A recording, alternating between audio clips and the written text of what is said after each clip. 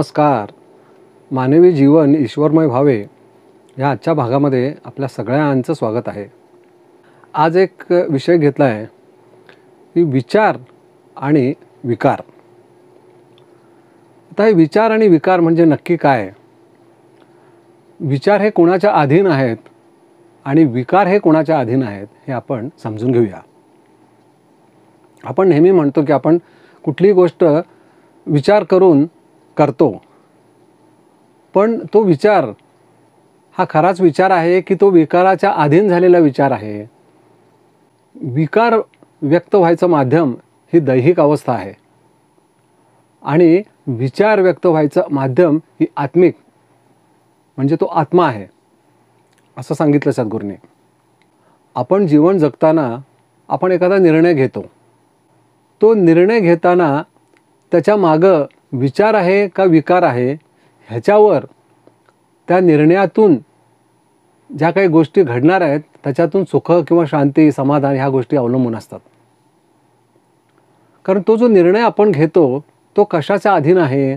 तो विचाराच्या की विकाराच्या?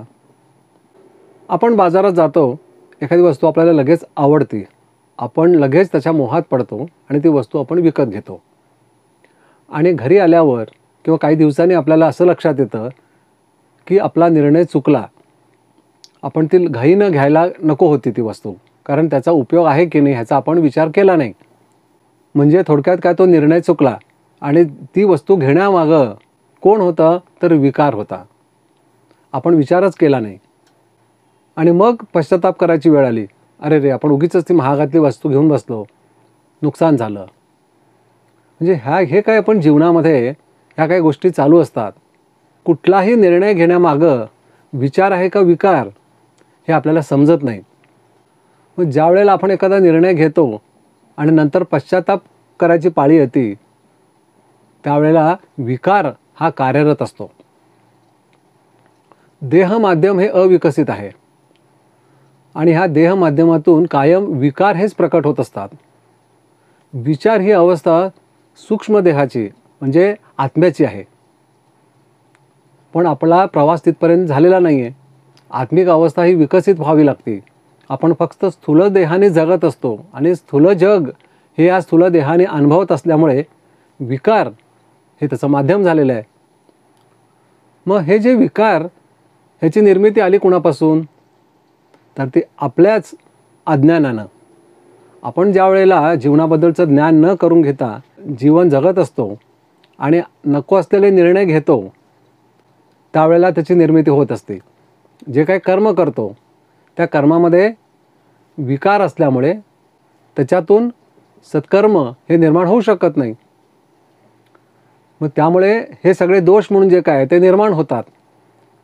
आणि अजून एक आपल्याला वंदनीय दादांनी एक महत्त्वाचा विषय सांगितला आहे की आपण जन्माला आल्यानंतर आपण पहिल्यांदा मातृपितृ ऋणात अडकतो. म्हणजे ज्या वंशामध्ये आपण जन्माला येतो त्या वंशातील सगळे दोष हे आपल्या देह माध्यमाचा ताबा घेतात आणि त्या देहामध्ये जे काही षड्रिपू म्हणून आहेत, षड्विकार, ज्याला काम क्रोध लोभ मोह मदमत्सर असं म्हणून आपण संबोधतो, त्याचा ताबा हे सगळे विषय हे सगळे दोष हे घेऊन बसले असतात.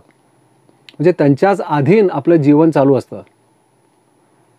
मग अशा वेळेला काय होतं? आपण ज्या वेळेला जीवन जगत असताना एखादा निर्णय ज्या वेळेला घ्यायची वेळ येते त्याच्या मागं हे सगळे दोष हा विकार हा कार्य करत असतो आणि आपला निर्णय चुकतो. म्हणून सद्गुरूंनी दादाने देह माध्यम हे विकसित करणं ह्याला खूप महत्त्व दिलं आहे. कारण विचार ही अवस्थाच मुळे आत्म्याची आहे. म्हणून याच्या अगोदरच्या एपिसोडमध्ये आपण समजून घेतलं की दादाने काय सांगितलं एकदा की विचाराने आपले विचार व्यक्त केले का? विचाराने आपले विचार प्रकट केले का? तर नाही केले.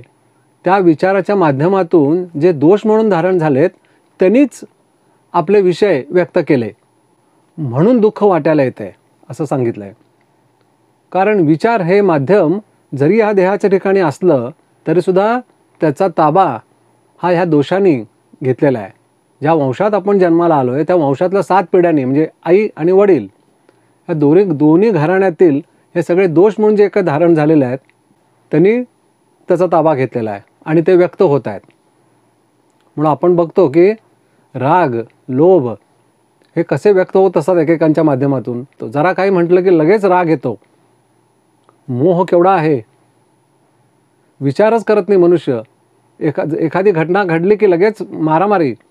जरा कुणी काय म्हटलं की लगेच अविचाराची निर्मिती, शिव्या शाप देऊनच मोकळे होतात. मग अशाने होतं काय, आधीच देह हा अविकसित आहे, त्याच्यात हे दोष ते बसलेत त्याच्यामध्ये. मग ते काय व्यक्त करणार, विकारच व्यक्त करणार. मग अविचार हा निर्माण होतो. म्हणजे थोडक्यात काय, बुद्धी माध्यमातून विचाराच्या ऐवजी विकार हे प्रकट व्हायला लागतात.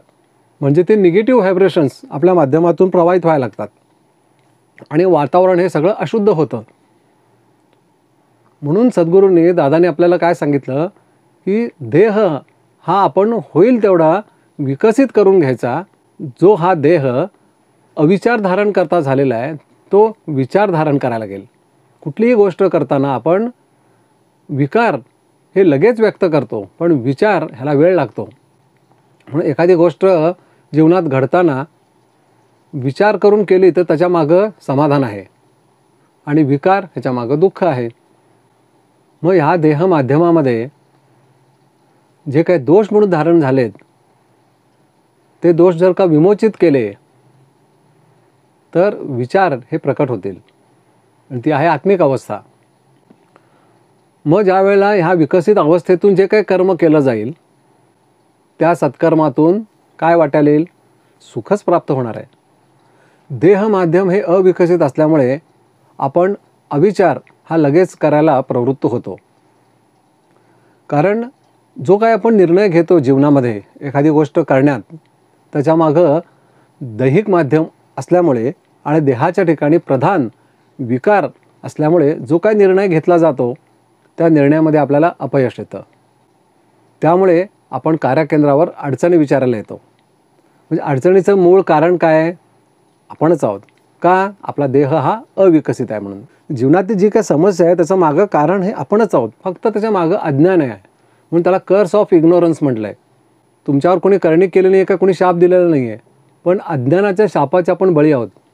की ह्या अविकसित माध्यमातून जे काही निर्णय घेतले जातात त्याच्यामागं विचार नसून विकार आहेत. मग त्यावेळेला अपयश येतं. मग आपण केंद्रावर विचारणा करायला येतो.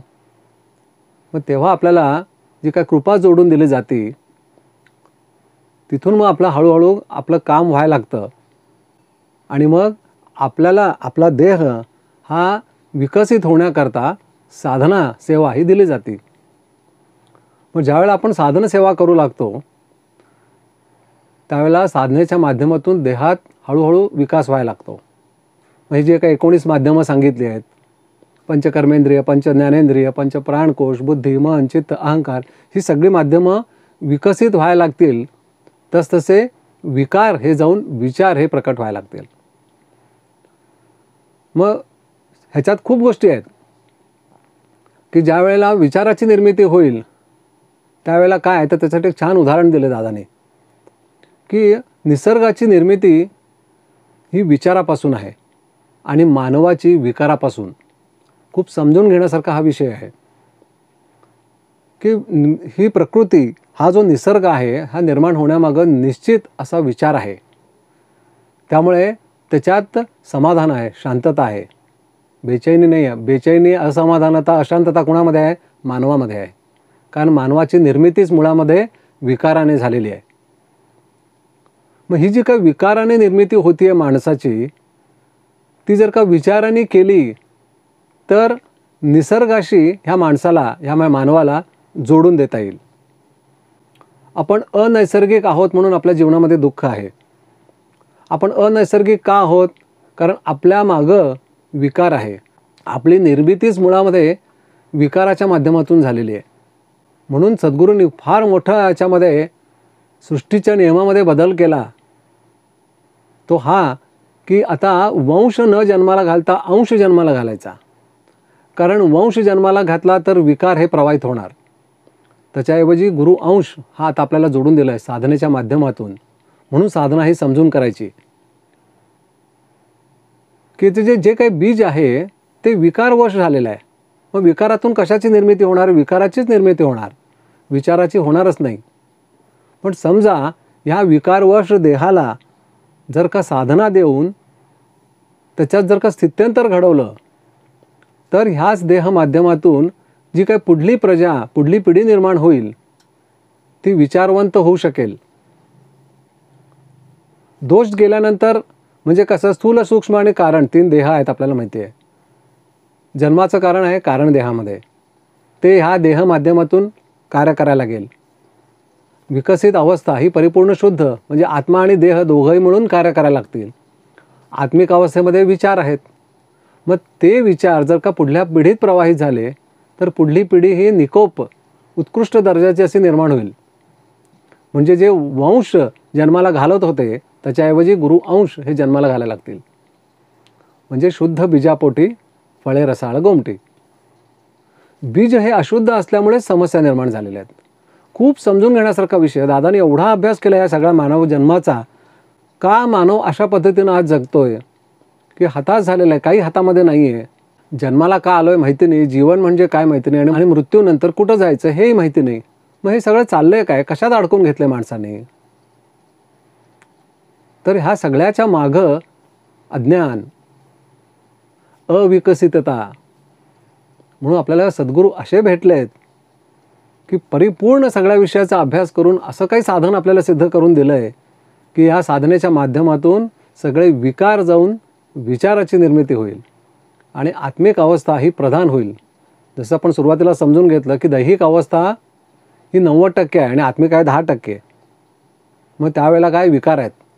मग जसजशी दैहिक अवस्था ही कमी होऊन आत्मिक अवस्था वाढायला लागेल त्यावेळेला विचाराची निर्मिती होईल आणि प्रत्येक आपण घेतलेला निर्णय हा योग्यच असेल आणि त्याच्यामागं सुखशांती समाधान हे असेल. पण आत्ता ते वाटायला येत नाही आहे कारण विकार हे अधिक आहेत. मग आता आपलं कर्तव्य काय आहे की आपण साधना मनोभावे करून, समजून घेऊन करून, साधनेतलं साध्य काय आहे हे समजून जर का आपण साधना केली तर या देहाचा विकास हा निश्चित होणार आहे. जसजसा देहाचा विकास होत जाईल तसतसे आपले विचार बदलत जाणार. मग चांगल्या विचाराची निर्मिती होणं ही नैसर्गिक प्रक्रिया आहे. निसर्गामध्येच कायम चांगलेच विचार असतात. निसर्ग असा म्हणतो का हा मनुष्य देवाचं नाव घेत नाही, त्याच्या घरावर पाऊस पाडत नाही, किंवा त्याच्या घरात ऑक्सिजन पुरवत नाही, किंवा त्याला पाण्याची सोय करत नाही. तो सगळ्यांसाठी सारखा आहे. आपण विकारवत असल्यामुळे आपल्याला हा मनुष्य आवडतो, हा आवडत नाही, तो चांगला आहे, हा बाद आहे असं आपण म्हणून मोकळे होतो. कारण आपल्यामध्ये विकार धारण झालेले आहेत. मग जो आपल्याला आवडत नाही त्याच्यासाठी आपण काही करत नाही, जो आवडतो त्याच्यासाठी लगेच काहीतरी करायला जातो. पण निसर्ग असं करत नाही. निसर्ग म्हणतो सगळेच माझ्यासाठी समान आहेत. सद्गुरू हे नैसर्गिक असतात. त्याच्या मागचं कारण हेच आहे, सद्गुरू सगळ्यांसाठी समानच आहेत. ते म्हणतात तू मला मान किंवा मानू नको. म्हणजे या सूफी विभूतींचं तत्वज्ञान आपल्याला माहिती आहे. तू मुझे दे तांबे का पैसा, मैं तुझे दूंगा सोने का. तू मला मान किंवा नको मानू, मी तुझं कल्याणच करणार. सद्गुरू हे नैसर्गिक असल्यामुळे आपल्याला ते निसर्गाला जोडून देतात. निसर्ग आणि आपण हे एकत्र कार्य करू शकतो. आता आपण नैसर्गिक नाही आहोत, आपण अनैसर्गिक आहोत, म्हणून जीवनामध्ये समस्या आहेत. म्हणून दादांनी आपल्याला निसर्गाशी जोडायचं ठरवलं आहे. एकदा का आपण निसर्गाला जोडले गेलो की निसर्गाचं दुःख आपल्याला कळेल आणि जो कोणी अनैसर्गिक आहे त्याचं दुःख आपल्याला दूर करता येईल. मग एखादा आदिव्याधीग्रस्त मनुष्य आपल्याला भेटला तर त्याच्या 5 तत्वापैकी एखाद्या तत्वाची कमतरता आहे म्हणून तो आजारी आहे. मग ज्यावेळेला आपण त्याला शक्ती पुरवायला लागतो म्हणजे आपल्याकडचं एक तत्व कमी होतं, आपलं तत्व तिकडं गेलं की आपलं कमी नाही का होणार. आपण जर का निसर्गाला जोडले गेलो असू तर तो निसर्ग ते तत्व आपलं भरून काढतं, कारण आपण नैसर्गिक आहोत. इतकी ही व्यवस्थित कार्ययोजना दादाने आखलेली आहे, ती आपल्याला समजली पाहिजे. ती समजून घ्यायचा आपण प्रयत्न करूया. म्हणून सद्गुरूंचा खटाटोप की आपल्याला नैसर्गिक करायचं, आपल्या देहाचा विकास करायचा. देह माध्यम एकदा विकसित झालं की नक्की विश्व कल्याणाकरता या देह माध्यमाचा उपयोग आहे. म्हणून दिली गेलेली साधना ही नीट समजून करणं हे आपलं परम कर्तव्य आहे. मग थोडक्यात आपल्याला विचार आणि विकार हे काय आहेत हे आपल्याला आता समजलं. नमस्कार.